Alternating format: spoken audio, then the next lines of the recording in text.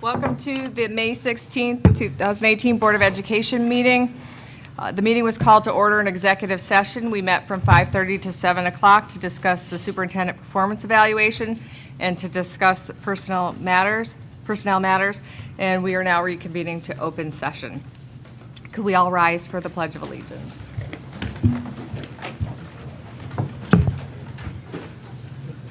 Where's the flag? There we go.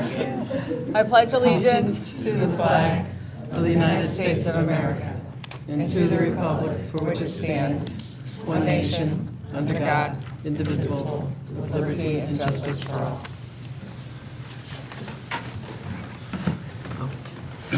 all. If we could take a moment of silence for a former board member and also a former social studies teacher here at the middle school who passed away in the last week or so, Warren Stoker. So if we could take a moment of silence for him.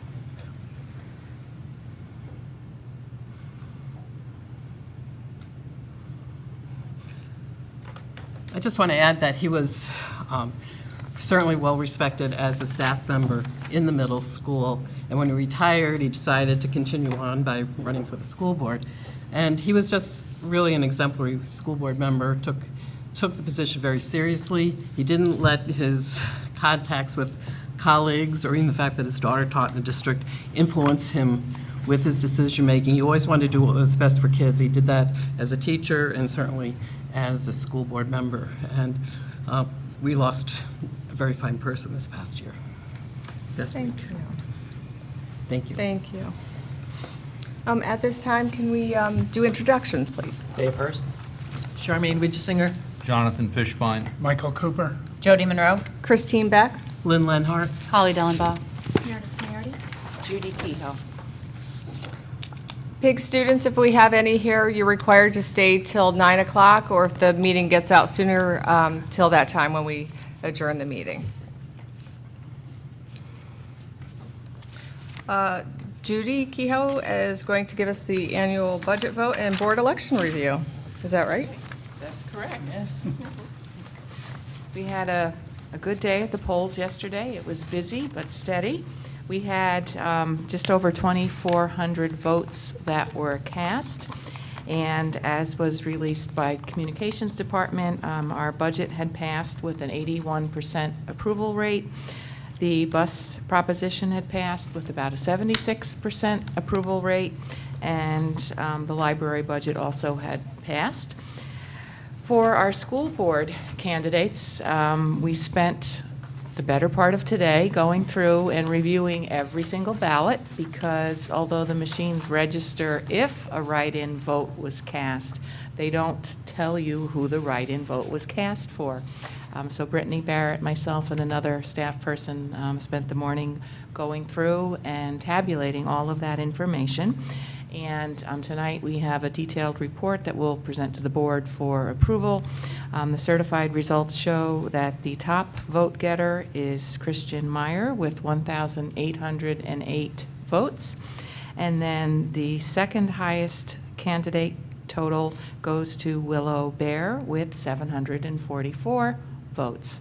So those two people will be the newest board members as of July 1st, 2018. So congratulations to them. Congratulations. Stand up so everybody can see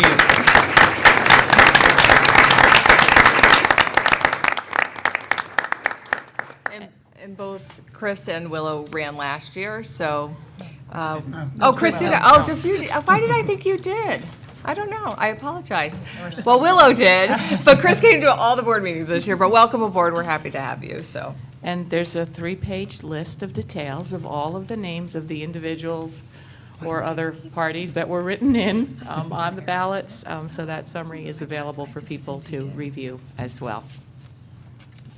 And the library totals we'll be sending to them as well. The 3 candidates on the ballot for the library were the top vote getters. And that concludes my All right. overview. It is recommended that the Board of Education approve the minutes of the May 2nd, 2018 regular board meeting. So moved. Second. Any discussion? All in favor? Aye. Any opposed? Any abstentions? Motion carries. It is recommended that the Board of Education approve the minutes from the May 15th, 2018 special board meeting of the annual budget vote and Board of Education election. So moved. Second. Any discussion? All in favor? Aye. Any opposed? Any abstentions? Motion carries. Do we have a student senate representative here tonight? Okay. All right, we'll move on to the superintendent report. First, I'd like to thank the community for the support of the budget and congratulate our two new incoming board members. It was a great, even though the turnout was lower than typical, we had an 81% passage, so that was great, and thank the community for the support. And also the kids vote, too. They voted on circus equipment and what was the other? Agility? Agility. And the agility equipment was the winner, so all of the schools will get that equipment to use in their buildings. So we had the art show, there was a lot of students there, the music groups were there, so it's really a fun evening. While we're at the middle school, I also want to recognize Shannon Lundgren. I don't know if you saw it a week or so ago, was awarded the Governor's Empire Excellence in Teaching Award. The award comes with a $5,000 honorarium for professional development. All the staff know Shannon, not only as her role as mentor, teacher, coordinator, but she's also a consistent leader in the district and helps with many of our technology initiatives. So congratulations to Shannon. It's certainly well-deserved. And finally, I just want to announce that it seems like spring really just began, but our sports teams are actually finishing up. And so tonight there were a couple senior nights, tennis and girls softball. I'd just like to thank all the seniors as we wind down this year for all of their contributions during the sports season. It seems like the spring sports kind of don't get a lot of recognition because it's the end of the year. So, and any of the athletes for postseason, wish them well. So, and that's my report. Okay. Next up is the Board of Education report. Sherman, you want to Let's see. start? I just have a report and also a request. Because of the setup here, it's going to be really hard for me to hear, so if folks could speak directly into the microphone, if Mr. Meneillen can make sure that we're amplified, that's going to help me hear everything. I didn't attend anything, but I was buying a book today at I Love Books, and right by the register was a book about the human rights activist Harvey Milk, so I bought it. And I'd like to give it to Ms. Monroe to see if the elementary school principals would like to perhaps add additional copies to their library. Sure, thanks. But it was right there by the register if anyone's interested in purchasing it, so I thought, I know we donate books to the libraries for different elementary schools once a year or so, but I thought that one would be a good look for some of the elementary schools, so. And Thank you. Harvey was Thank a UAlbany graduate. Oh. And it talks about how he came up with the rainbow flag and the imagery and what he stood for and Great, movements that thank went after he died. I attended the concert last night after voting, and it was impressive. And if you weren't there, you missed something really nice. And next year, when you go out to vote, come out and listen to the kids. They're really good.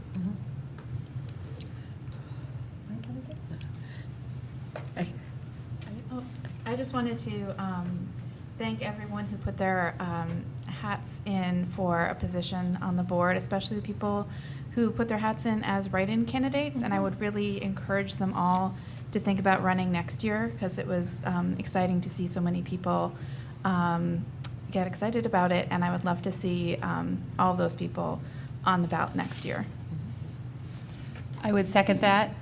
And I just also wanted to say I attended 2 events recently, one at Hamagrail, their spring concert, and I was particularly impressed with the choir that incorporated 2 songs, one using a lot of Spanish and one incorporating sign language, and it was really nice to see.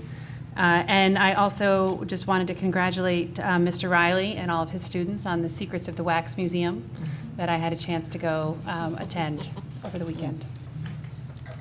Oh, I had Yes. one more thing I wanted to add. I didn't go to it, but I did see on YouTube the Slingerlands chorus concert. Evidently, It was Michael Jackson themed, and all the teachers did the Thriller dance at the end, and it was becoming a little bit of a viral hit. So I would suggest looking at that on YouTube. It was great to see the reaction from all of the kids in the audience and how dedicated our teachers are, that they would get into the whole zombie gear and do the whole dance. It was great to see. Christine, I actually have one more thing. I got here early and I was noticing the number of trophies in the trophy case out in the middle school. And just want to acknowledge people for the Black History Month expression contest, the History Bowl, Chess, Science Bowl, Odyssey of the Mind. Clearly things are, students are very engaged in the middle school and doing things extremely well. So if you have time to stop at the trophy case, it's impressive. You have enough? Okay. I wanted to thank Mike Klugman for hosting us tonight. It's always fun to come to the middle school and hear what's going on. I too went and saw the Secrets of the Wax Museum, and I did enjoy Mr. Riley skipping across the stage tremendously. I did get some enjoyment out of that, and it was creative. What I really liked about it is you incorporated a lot of the students at the middle school. Sometimes it's a small production, so it was really nice to see that so many got to participate in it, and that's not always the case, so thank you for doing that. This weekend is the Proctor's High School Musical Awards, so you have nothing to do. There's 20 high schools that are involved in this, and it's at Proctor's in Schenectady. It starts, I think, at 7. And lastly, there's a couple things. The lab school students are off to Silver Bay enjoying their spring retreat, so that's exciting to hear what they come back and tell us about that they've heard with the speakers that attend. And again, I went and saw some of the varsity tennis matches this week, and they've been doing phenomenal. And they will play, I don't know who won, either Albany Academy or Saratoga, as to who will be in the sectionals tomorrow at Central Park for BC. So if they win, it'll be the first time since, I think, 2012. So that would be great to see. So that's it. All right, tonight we have, the presentation is by Mr. Klugman. I guess you're going to introduce it?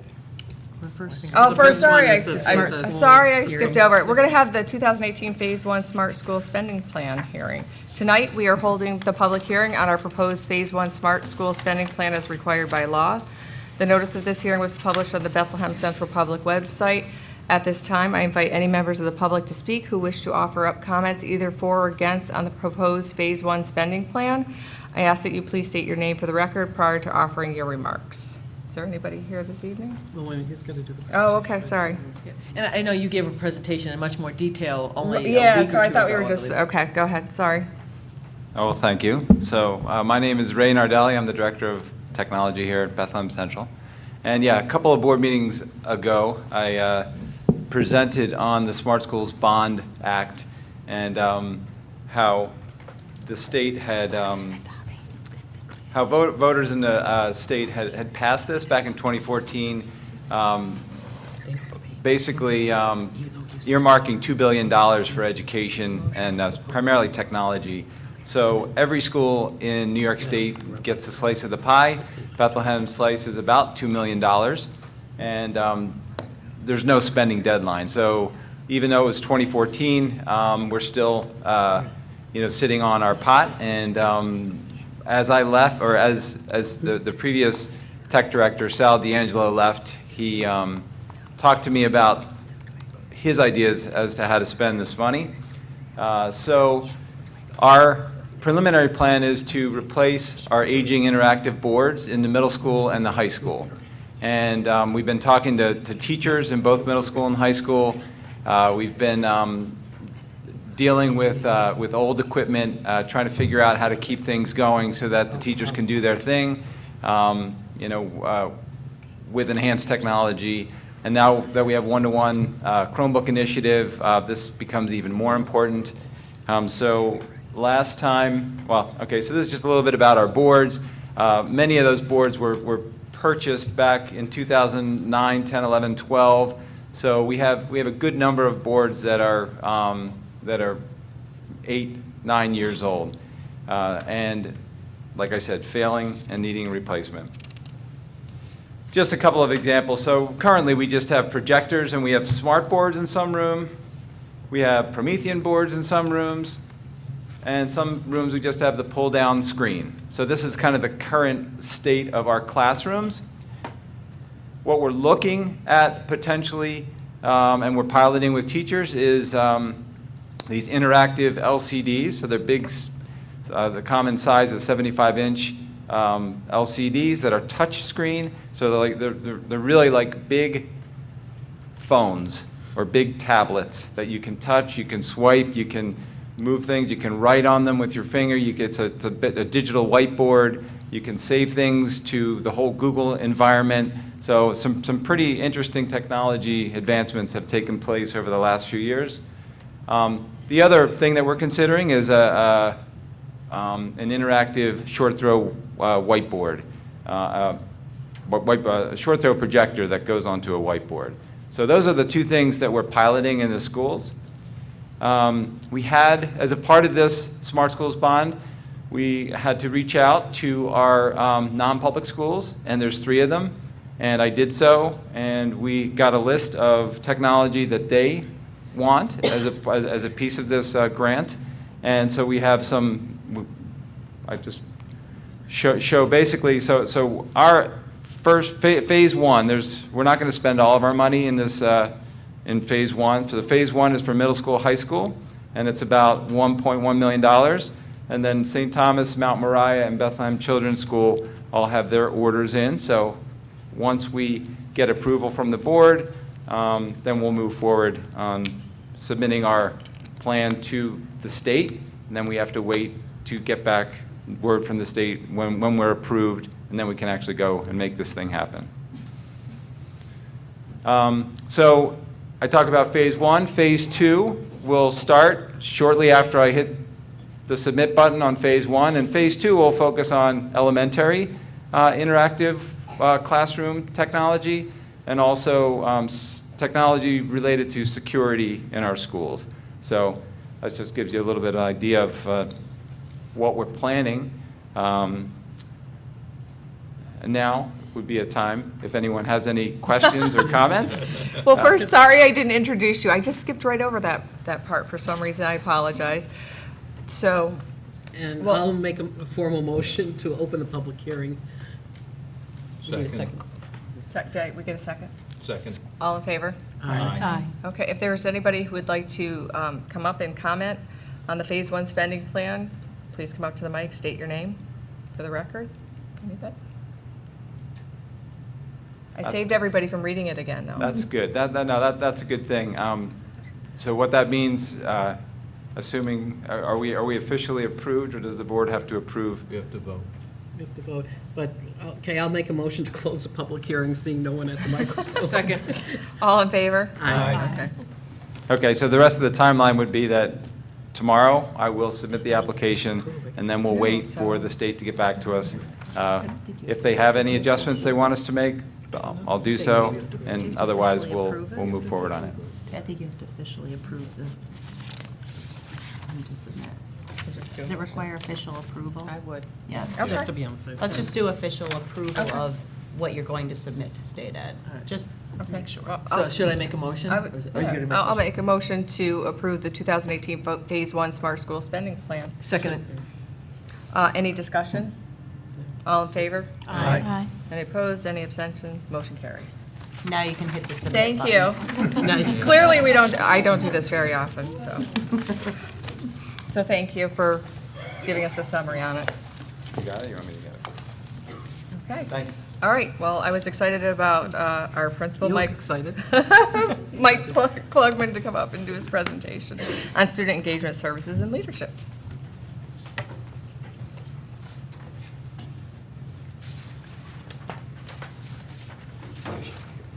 Should have put something on there, though. I'm glad to show them.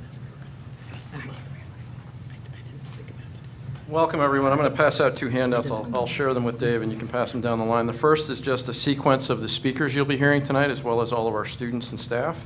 And the second are the results in graphic form from the survey that I'm going to reference that we conducted in September, I think the second week of school. Out of our 1,000 and about 80 students, we had 1,049 students respond. So that response rate was phenomenal.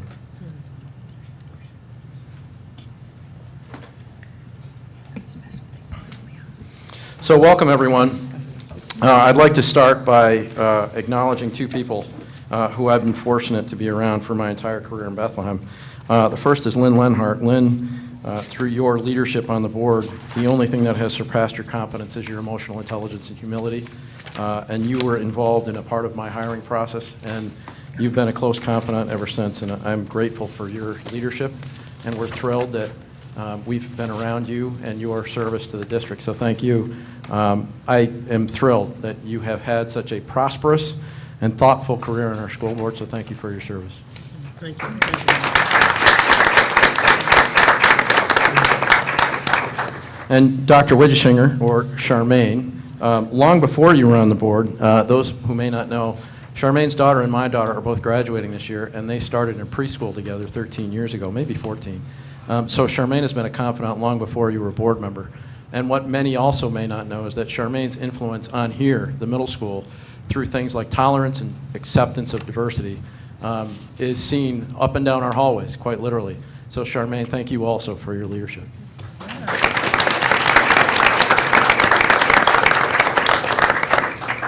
And of course, I'd like to welcome Chris Meyer and Willow Bear. Congratulations on your election. We're thrilled to have you on board. And of course, congratulations to Jody, Dave, Judy, Kathy, and the board on what I think might be the largest margin of approval that I've been here in Bethlehem for. So congratulations. So tonight, it's my privilege to welcome you to BCMS. These are some of the presenters that you'll see. They'll come up in order. And I'm going to apologize in advance because I'm going to hopefully go very quickly to save time for the more important people. But we will offer up opportunity to ask questions in the end. So if I do go quickly and you want me to come back, that's fine. Martin Luther King was once quoted as saying, and turning down a lot of high praise that was given him, and what he responded in turning some of that away was that he was just an average person trying to do well above average or even exceptional things. And our students tonight remind me of that quote all the time. They never rest on their laurels. They don't trump out, things like grade point averages or their sporting accomplishments. They always demonstrate their leadership in almost every interaction that they have in our building.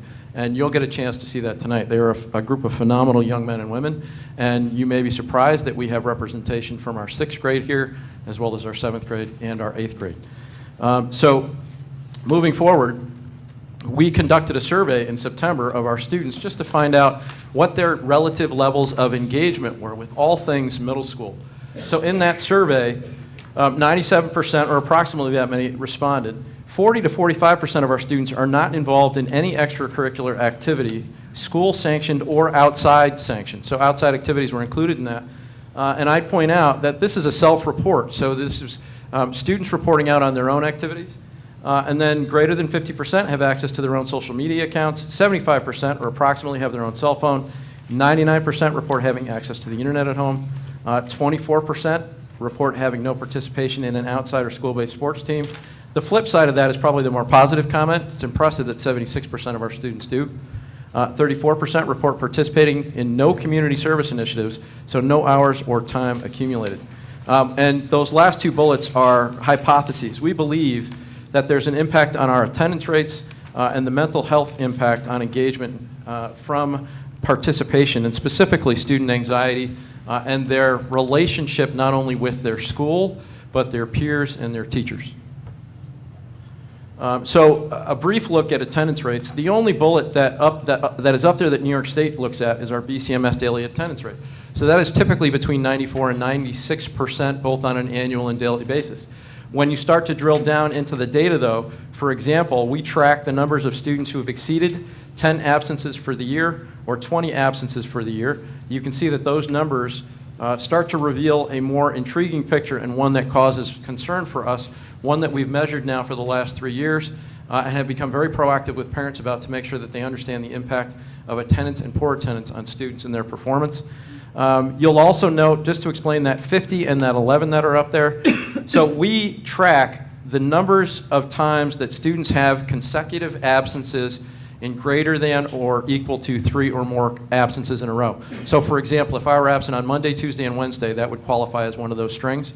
We have 223 students who have had that happen on a single occasion. So for example, if you had the flu and you were out for a week, that would qualify. Doesn't necessarily have a huge impact on performance, especially in that population, but what we have found is as you move up and you have 2 strings, those students fall into a greater risk category as identified by their performance in school. both through GPA and through other means. And then students who have greater than 2 strings, which we have 11 of those, all of those students are at risk in some form or fashion this year. So obviously that's a concern. And then our hypothesis down on the bottom there is that we want to track our students' engagement and encourage it, because we feel like it will be an effective intervention on their participation, both in their classes and generally in coming to school. So comments about academic achievement. Students who fail to engage often have weaker self-advocacy skills. So one of the things we try to impress upon students, by the time they reach the high school, we want them to be very comfortable going to their teachers and asking for help. And if you walk through our high school on any given day during our unstructured period 9, which is a time when students can seek out teachers to get help, you'll see classrooms filled with not the weakest students in Bethlehem, but some of the strongest. They're there meeting with teachers, they're catching up on absenteeism, they're, taking care of organizations, studying for tests, doing all those kinds of things. And in some cases, they're just hanging out with teachers to help themselves in their courses. We want to measure the overall performance in grade point average between students who participate or engage and those who do not. Interestingly, we did not collect any identifying information in that first survey that I alluded to, so we can't make any attributions directly to the 1,049 students that answered the survey and how they're doing in their academics this year. That's one of the things we hope to capture next year for the first time. So this is kind of a verbal overview of the initiative and the requirement. I'm actually going to skip over this slide because I think the next slide is, the graphic view is a little bit easier to understand. So this is a summary of what we, I won't say expect because it's not a mandate. We're not going to mandate that any students do this, and if they don't comply with it, they don't meet these goals, there's no consequence. All we want to do is measure how far they get and maybe see if there's any impact on performance, not just performance in terms of grades, but in their overall affect, their appreciation and feeling of welcome when they come to school. So we want to have students at the very lowest level just show up, which is our engagement. So, and that's what we mean when we say engage. So you'll hear some of our kids and our staff talk about what students do when they just show up at some of these opportunities. Secondarily, we want students to accumulate community service hours. That's a lower expectation, as you can see in the chart there. We want students to engage in things that don't necessarily derive a personal benefit. And for those that have histories of community service, there's a lot of research that demonstrates, and I'm going to put up a quote from a professor at Stanford based on a survey that he conducted, or that Stanford did, that demonstrates the measured positive impact of community service when students fulfill it. And then you'll hear our students talk about their leadership through some of the functions that they participated in. You'll notice that that's a progressive category. We don't expect our 6th graders to jump right in and take over any of the clubs or places that they're joining. We hope to teach them that. And we also further define leadership as both quiet leadership. So if a kid is an introvert and not comfortable doing what I'm doing right now, getting up in front of people and speaking, we have lots of ways that students will fulfill leadership in our clubs. And Elizabeth Baldwin's going to speak to one of those when she comes up. So moving on, again, that's not a mandate, it's not a requirement. Those are just goals that we're going to put in front of students. We have hundreds of students who far exceed these goals, and we can't really demonstrate how many that or how big that number is right now because, again, we're not tracking that data, but hopefully we will be able to next year. So I'm not going to speak too much about Passport for Good because Amelia Kuhn's going to come up and tell you more about that. So again, if you have questions about how we'll use that app, Amelia will hopefully answer all those. And this is the quote that I spoke about. I'm actually going to draw you to the highlighted text in the middle. So a survey was done of roughly 20,000 college students. After 30 years of measuring these things, at the college level, they point to the impact of higher grade point averages, greater acceptance of diversity, and a desire to contribute to the common good, which result from students being engaged in doing things like community service. Interestingly, and it maybe is what caught my attention, was the correlation between our number of 45% of students who report not being involved in any form of this engagement and these college students reporting something similar, which is that they reported spending 0 hours contributing to their college communities or the outside community. So right now, I'm going to turn it over to our student and staff. So first up, join me in welcoming Miss Elizabeth Baldwin.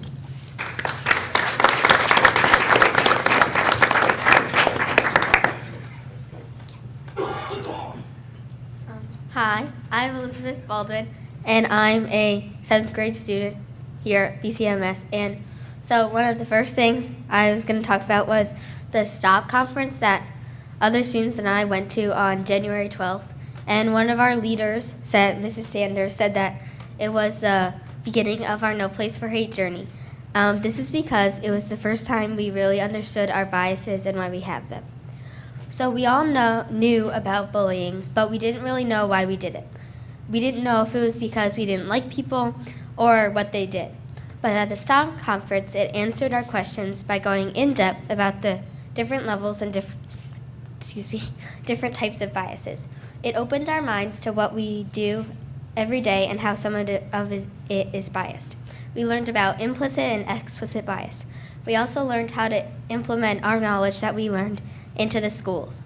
We are now planning our Mix It Up Day, and hopefully next year we'll do many more things than we did this year. I think speaking for some of the other students that went, it was a really great experience for us, and we hope that you know how much we learned and grew from this valuable experience and conference. So the next thing I want to talk about was being the connectors in our school, and I assume all of you guys know what that is, and a lot of people are connectors at our school. It is a lot of times, but not the time. We make a lot of friends outside our comfort zone because of sports and clubs that we do, because sometimes it's hard to just make friends by the people in your classes because they're not like you or not the type of people you would like to hang out with. Sometimes we make friends by the person on your track team that you'll end up running with for the rest of the year, or the one person in your No Place for Hate committee that seems really nice and you finally talk to them. These peers are not the students that you might normally hang out with or the people who went to your elementary school that you grew up with, but the people you talk to and try to build a relationship with. Once we build a relationship with them, we try to get those people to meet your other friends and do things that you think will be really great for them. I feel that No Place for Hate is such a great club because we meet all these different people that you connect with and respect. We can also bring people into it and enjoy, because why wouldn't you enjoy the club? And now I'm going to hand it over to Eliza to talk about the extent which students lead a committee like Pride.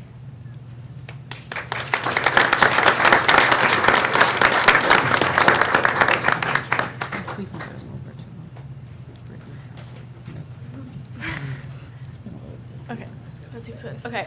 Hi, my name's Eliza Cotton. First, I would like to say I can second Elizabeth's comment about the STOP conference. I also attended with the No Place for Hate committee, and I agree that it was an excellent opportunity for our students and starting our No Place for Hate at the middle school.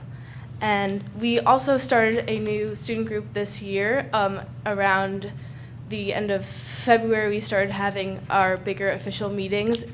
We started the Pride Coalition at the middle school. It's similar to the GSA, which we have at the high school. It is a group that creates a safe space for students at the middle school in the LGBTQ community, as well as students who are not in that community but are supporters of these students. And so we meet every week and we create a safe space to talk about anything, any issues that we have in our school and beyond, or any great things that we're experiencing. And we also do planning for education and school-wide events. We led the Day of Silence at the middle school this year. That happened recently, which went very well. And then we also do like other fun things. We play games and stuff like that, so that's really fun. And we are really grateful for the support of the administrators and our advisor, Ms. Marcucci, in helping us create this group. And I'm really happy that you showed that book, because we're so excited and we're hoping that our membership continues to grow. We had a number of students exceeding what we thought we would have in our first meeting, and we're always having new people, so it's great for that. And now I'd like to introduce my peer, Robert Davis, who's a member of the RAK committee.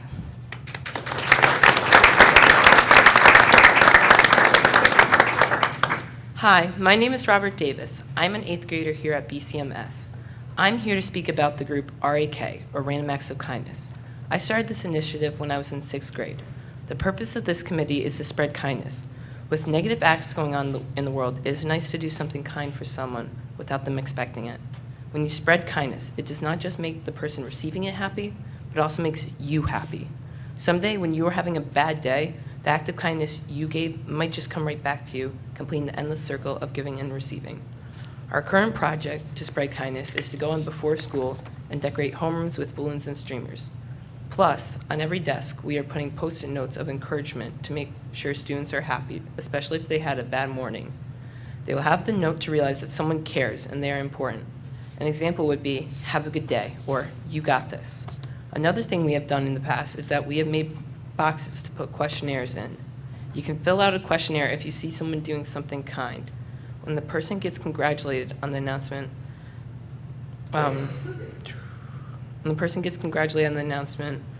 the person then gets congratulated on the announcement, sorry.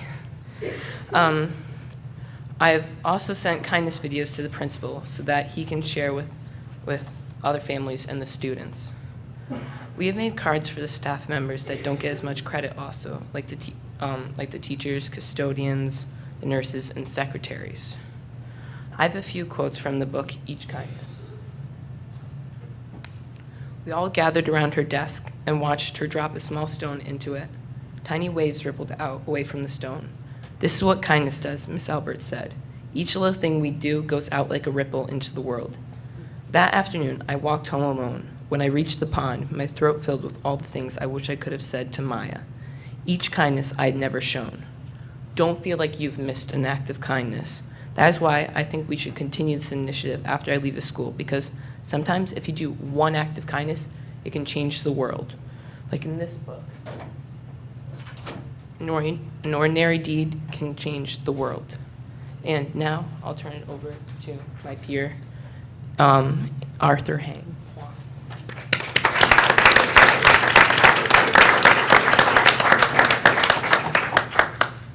Hi, my name is Arthur Huang. My experience leading the Gift of Life 5K fundraiser was amazing. It has allowed me to see the process of organizing an event. Ever since I was a child, I have always enjoyed running. So when there is an opportunity to participate, I became involved. Being part of the Gift of Life 5K fundraiser was a great experience. We discussed possible race routes, organized sponsors, and helped out on the day of the event. And now here is Amelia Kuhn speaking about how middle school students use Passport for Good. Thank you.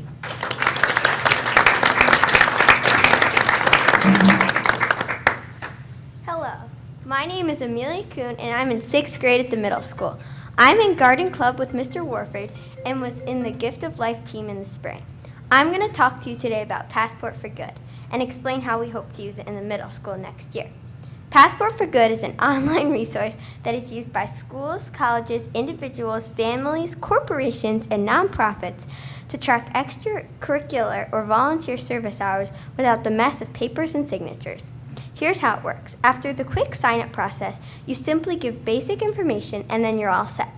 After you sign in, you can choose your club, then add hours by simply typing the number of hours and an optional note about a thought of the experience. After that, your club leader or administrator can approve your time from their device, and then you're all done. Passport for Good has an easy and organized way to keep all of your extracurricular activities and service hours neat. We will use it at the middle school to track students' hours and see what types of activities students enjoy the most. Thank you. Oh, and now, Dylan.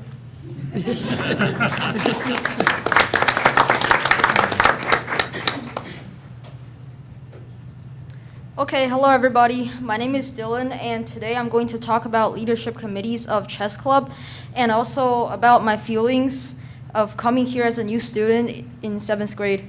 So being a 7th grader, I went to North Colony in 6th grade last year.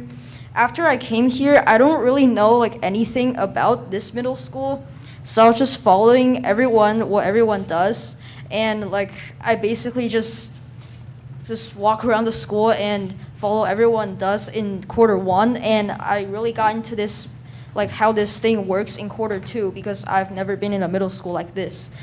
I never knew that every single grade will be counted to your final average. which the school I've been before doesn't do this. And I'm also starting to understand what grades, clubs, and communities mean, and I'm also joining them more and caring about them more. So for example, chess club is one of my favorite clubs in this middle school. It's a very fun place to be in if you're very interested in chess. No matter where you are, if you're in the high school or in the elementary school or just in the middle school, as long as you're in this district, you can be in this club by just signing up here. And since I'm kind of a good chess player among these chess players, Mr. Klugman usually let me teach other players how to play tic-tac-toe. And that's where I started learning about teaching others and leading others. So thank you so much for listening today. And I would like to turn to Maren Loritas, who will share and speak her experience with No Place for Hate. Thank you.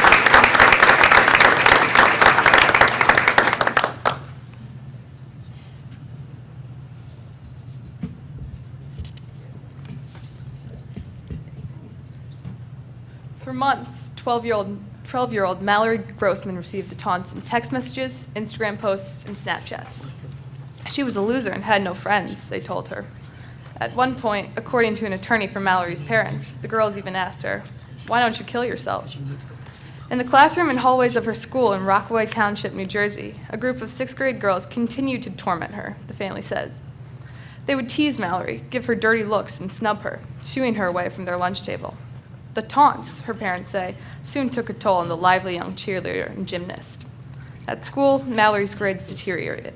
At home, she complained of constant headaches and stomach pain. She begged to stay home from school. After the bullying began in October of last year, Mallory's parents spoke to her teachers, counselors, and school administrators, along with the students' parents, pleading with them to put an end to the ugliness. Then, on June 14th, Mallory took her own life. The manner of death was not disclosed. It's stories like this that makes our group, No Place for Hate, so important. My name is Maren Loritas, and I'm an 8th grader at BCMS. No Place for Hate is a leadership committee in our school that aims to create a sense of kindness and community at BCMS, and to embrace our differences, and to never allow any student to suffer the way Mallory suffered. We encourage our students to create an environment where every student feels welcome, and where every student feels like a friend, regardless if they are short or tall, black or white, an athlete or a thespian, a musician, whether they're Christian or Jewish, part of the in crowd or part of no crowd. This year, our group will initiate the Mix It Up Day, in which we encourage students to get to know other students in our school community at lunchtime. We are going to have brain teasers and other icebreakers for students to enjoy. While doing this, we are introducing the topic of implicit and explicit bias. In 8th grade health class, students are required to advocate for a particular cause that they are passionate about. I advocated for the backpack program in our district. The backpack program is an initiative led by the BCHS Student Senate that provides nutritious food for students on weekends who cannot afford it. This past weekend, we obtained a booth at the Del Mar Farmers Market. We have been very fortunate to have received multiple donations from that experience. We have also received a grant from the BCMS SAD Club. We are going to have a food drive next week at the middle school. Thank you for having me. And now, can I introduce Ms. Marcucci?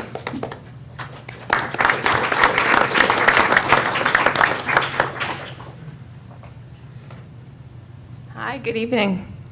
So I actually didn't know I was going to be up here tonight. I found out when I walked in the door. So I'm going to talk to you really briefly about student leadership. Here in the middle school, we really try to embrace students sort of taking leaderships in the different clubs and activities that we have. For example, the No Place for Hate Committee is a student-led committee. This year, we've encouraged students to, we encouraged and supported students while they've taken on a lot of those responsibilities in the different activities that we've run throughout the building. So I'm going to invite Mrs. Sanders to come up and talk a little bit more about No Place for Hate and what we're doing with that.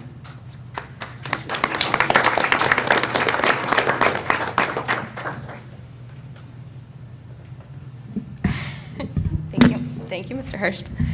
Good evening, everyone. So I won't take up too much time, but I am very thankful to have a moment to address the community and the board to let you know that the middle school has officially become a No Place for Hate school.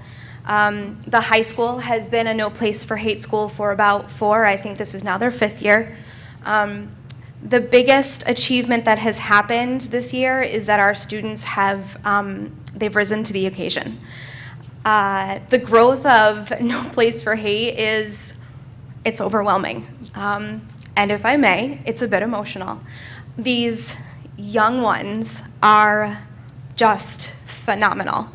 A lot of what they have brought, Tuesday mornings at 7:30, by the way, and sometimes are knocking on our doors for lunch periods and home base and can we meet after school. It is overwhelming to the amount of courage and effort they're putting into this cause. They truly believe that this building is a no place for hate, and they're working very hard on that, and this is a perfect example. So this was our first year. I did bring it as an experiment. I had no idea that it would take off, so a huge thank you to Ms. Marcucci, Ms. Monroe, Mr. Klugman, and all of the students for taking it, planting the seed, and making it grow. And now, Mr. Riley, you'll come up.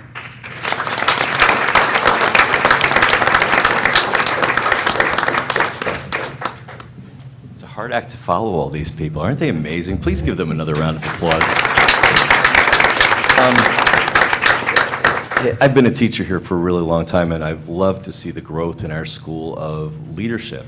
I think our school's philosophy is not to produce well-developed middle schoolers, it's to produce competent leaders. And this has been growing every year in our school, and we want students to be able to compete and to lead on a national, a local, and a global scale, and that's what we're doing.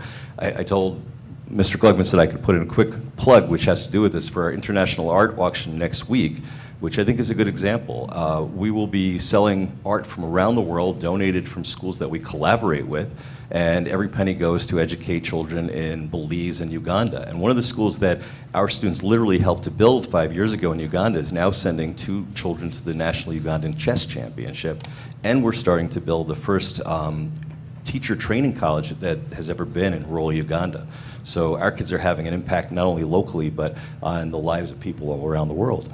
Some of you mentioned the Secret of the Wax Museum. So I want to give you an example of a learning experience I had this year with leadership. This is my first year being a director of a play. I've never done it before. I was hired for this position in December to put on a play in May. And I went into it absolutely clueless what I was doing, but I knew I had to get kids involved. So the first thing I did was hire 9 managers, 6 of whom were 6th graders.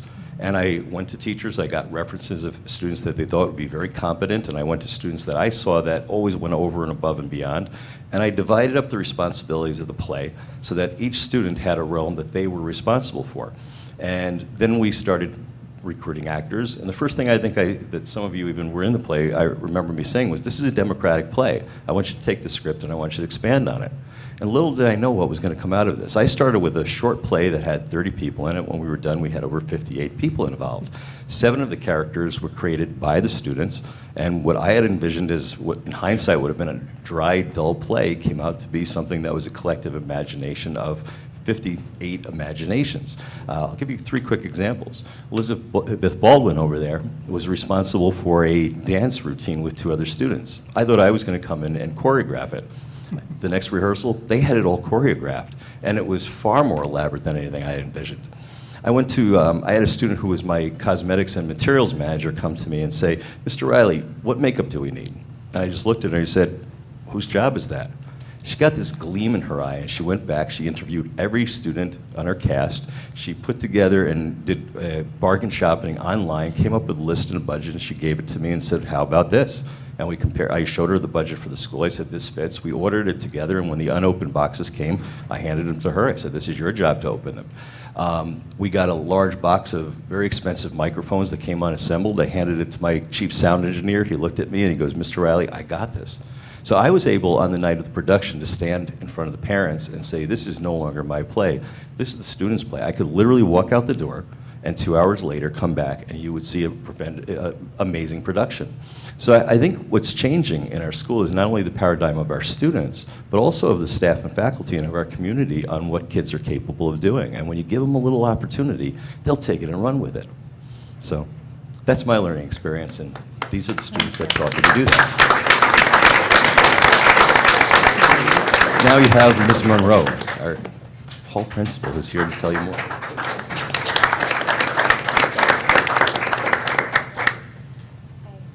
Good evening, everyone. I know that the students have really talked a lot about the leadership aspect of what they've been involved in, and it really starts with just getting involved in something and that piece of being engaged with something. And the wonderful thing about our school is that the possibilities are endless. Anything that a student has an idea about or something that they're interested in, all they need to do is find one staff member who is willing to help facilitate that, and that club or that program is up and running. And that's really what our role is just to facilitate. And I know Ms. Marcucci spoke a little bit about this. Our job is to help their vision come to life. So the students are the ones kind of having the idea or what they want a club or a group to produce, to do. They brainstorm the ideas, and then the staff provide the guidance. They communicate with administration, so if there are things that need approval or need help, they're there to guide and to help the students with that.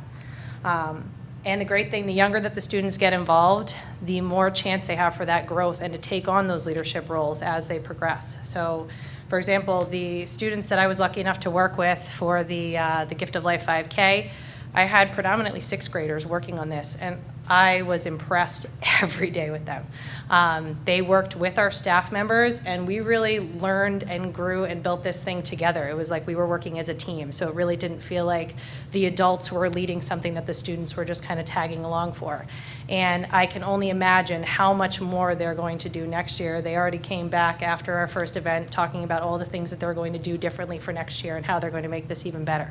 So it's really an amazing thing to see.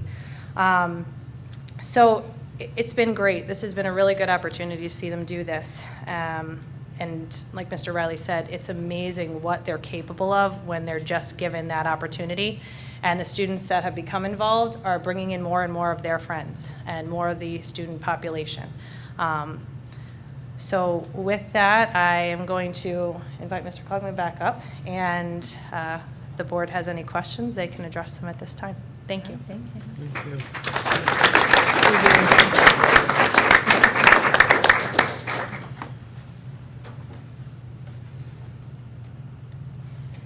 This was great. They are all spectacular.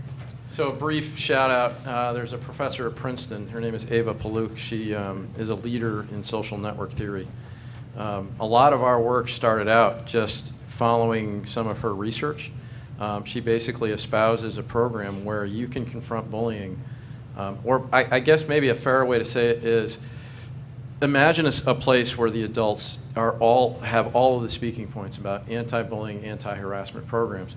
What her research has proven is even in those places, students have a power to change a culture that the adults can never have. So she's measured this, she's researched it, she's demonstrated this impact in different places. What we found when we started to address this or implement it in a bullying paradigm, in a changing the way that kids interact paradigm, is the more responsibility that we released to 10, 11, 12, 13, and 14-year-olds, the more they demonstrated that they were more than ready and capable to take on even more. And that has morphed. I mean, now we start every year in our student leadership paradigm by just putting out a prompt to every student in the building. What's one thing that you can invent, change, or build that will make our building a better place? And from that, we put out all their responses to the students. We have them vote on them. And then that's kind of the genesis of what our student leadership committees are.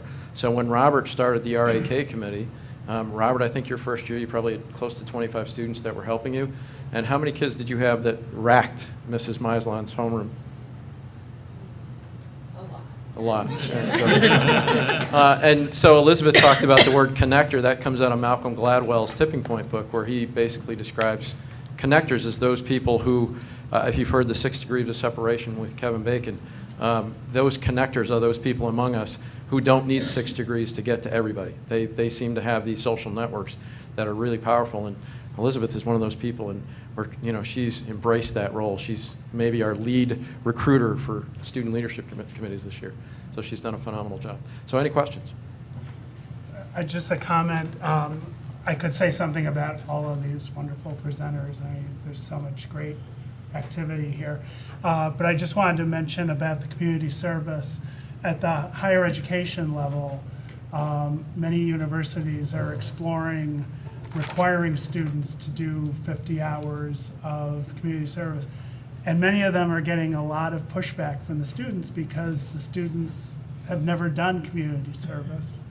And they don't understand why it's part of their higher education.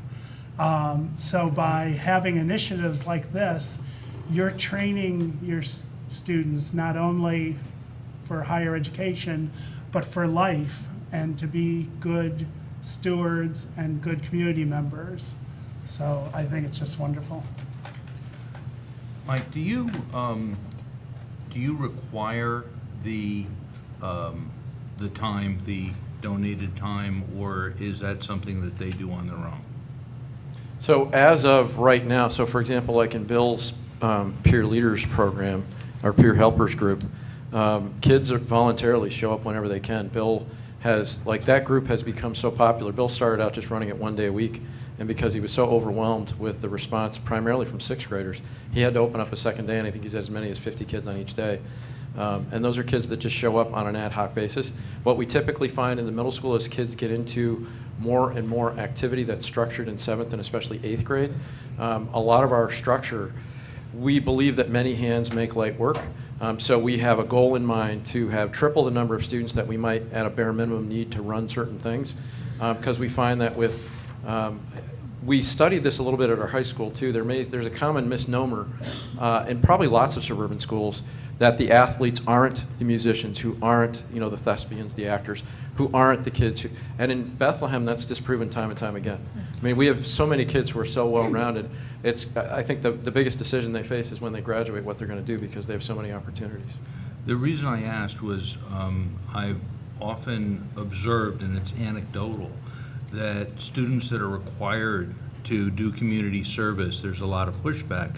But when you offer it to them, which I think is what you're doing here, they just gravitate to it. And I think what you all have accomplished is just a miracle. And it's wonderful, and please keep it up. Thank you. I just, Yeah. I think I'm going to use an analogy. When Mark Warford started here, Could you use the mic, please? I'll make it very brief. When Mark Warford started here, we had practically no recycling bins in our school. And it was very common for everybody to throw everything in the garbage. Because we changed the norm, and because now we have it in every classroom, it's very unusual to watch a kid throw paper into the garbage, because it's become an accepted norm. And I think that's what's happening with leadership in our schools. I think it's becoming the accepted norm in our school that this is just what we do. So instead of having to require it, I think it's become something that students are just seeing as a natural part of their growth. And I think that's what's so great about what all these students are contributing to doing. I have some possible resources, but also a request. I'd love to have one of those no place for hate buttons. And so I don't know if you can get them for the board, but I know I want one. And I'm leaving the board, but I am going to invite board members to wear your buttons at the meetings, because people see that. And if the students can say this is a no place for hate, I think the board should be every single meeting saying that this is no place for hate. For the Pride, oh yeah, go ahead. Actually add to that. Okay. So essentially, people need a board member to be a part of No Place for Hate. Okay. So if anyone is interested, or possibly one of our new ones, we would love to have you. So. And a good resource for the Pride group. I don't know if you've tapped into GLSEN at all, the GLSEN. Good. So I have a couple of questions about the survey information, so I'll address that to Mr. Klugman. So on slides 3 and 4, you were talking about hypotheses. Are you conducting a research study? Are you hoping to collect data and somehow measure your hypotheses? I don't know that we will ever call this a scientific study in that regard. There's a lot of variables in play here. Okay. I think we're just looking at correlational analysis. So, for example, if what our students self-report, and by the way, we don't ascribe to what our students might self-report. I have no idea whether truly 40 to 45% are really disengaged. I like to take them at their word, because there's no threat to them to report anything but the truth. But we'd like to think that, let's say we can change that number dramatically, or certainly with significance, and get down to maybe 30 or even 25%. When we can compare a before and after, as that number shifts and look at students' performance, both in the affective domains of how much they enjoy school, but obviously in the scholastic domain of their grades and their performance in the classroom, we believe we'll see some correlation.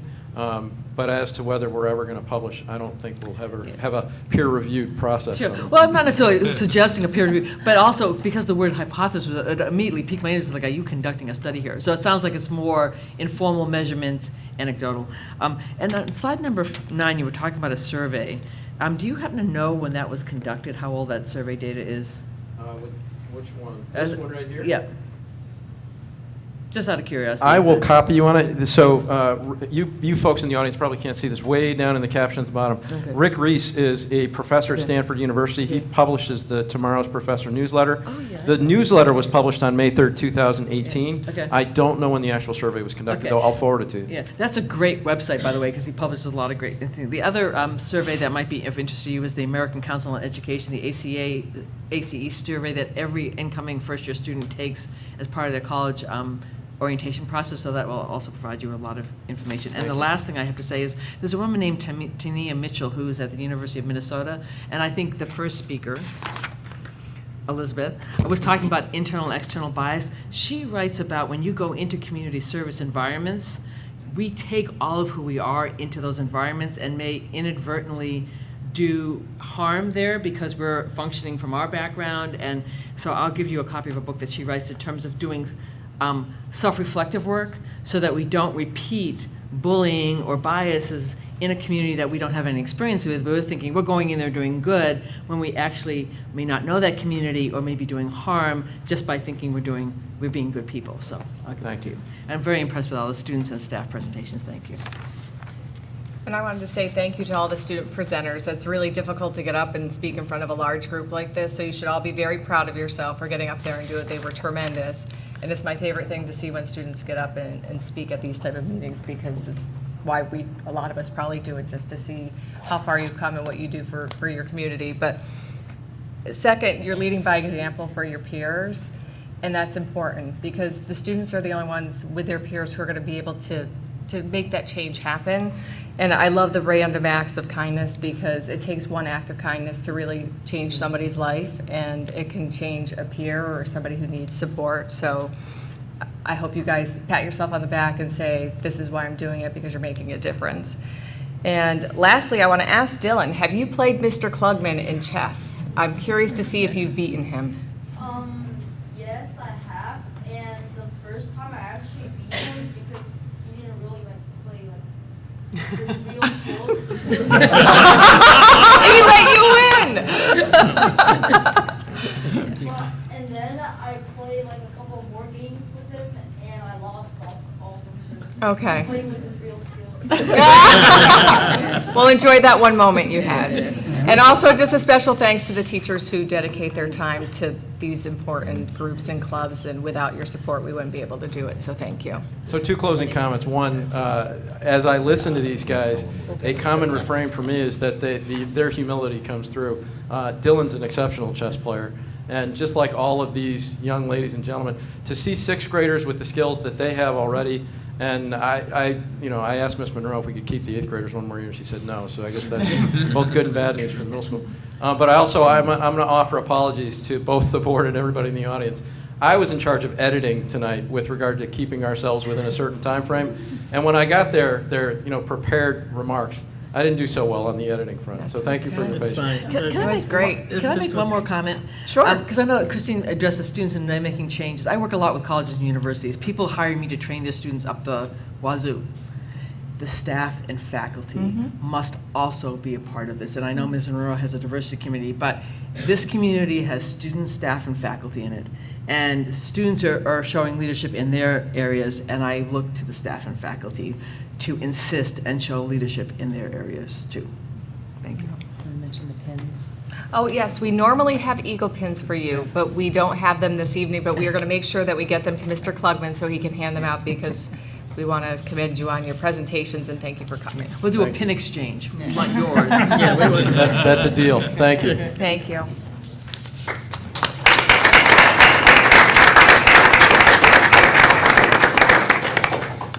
Okay, At this time, we'd like to recognize any visitors that are here on an agenda item. Is there anybody here on an agenda item? Okay. Item number 9, finance.